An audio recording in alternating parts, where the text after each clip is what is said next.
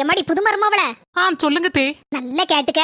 இனி எல்லா வேலையும் நீ தான் செய்யணும். அதுக்கப்புறம் யார் யாருக்கு என்னென்ன பிடிக்குதோன்னு பார்த்து பார்த்து சமையல் செஞ்சு அவங்கள நல்லா பாத்துக்கிட வேண்டியது உன் கடமை.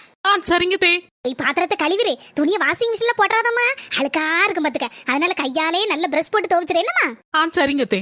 அதுக்கப்புறம் மறந்துட்டேனே, நல்ல சுருக்குன்னு மீன் குழம்பு வச்சு மீன் பொரிச்சிரேன்னுமா. சரிங்க தே. ஒரு வழியா புது மருமக தலையில எல்லாத்தையும் கெட்டியாச்சு. என் முவ என் காலையில இருந்தே போன் பண்ணல, என்ன ஏதுன்னு போன் பண்ணி கேப்போம். மக்களே ஏமா காலையில இருந்து போன் அடிக்கல? இவ்வளவு நேரம் வீட்டுல ஒரே வேலைம்மா, அதான் போன் பண்ண முடியல. கல்யாணம் முடிச்சு போகும்போதே உன்ட்ட நான் என்ன சொல்லிவிட்டேன்? ஒரு வேலையை பார்க்கணும்னு சொன்னோம்ல, எல்லா வேலையும் இழுத்து போட்டுட்டு செஞ்சிட்டு இருக்கியா? உனக்கும் உன் புருஷனுக்கு மட்டும் சோத்த பங்கு துணியை துவை. அதை விட்டுட்டு மாமியாக்காரி கீமியாக்காரி நாத்தனாக்காரி கீத்தனாக்காரின்னு எவளுக்காவது எதையாவது செய்து கொடுத்த அதுக்கப்புறம் உனக்கு இருக்கு. இல்லனா அடுத்த மாசமே மாப்பிளைய கூட்டிட்டு தனி கொடுத்தனும் போகக்கூடிய வழியை பாரு. அப்ப அடுத்த மாசம் நானும் தனி கொடுத்தனும் போயிரவா?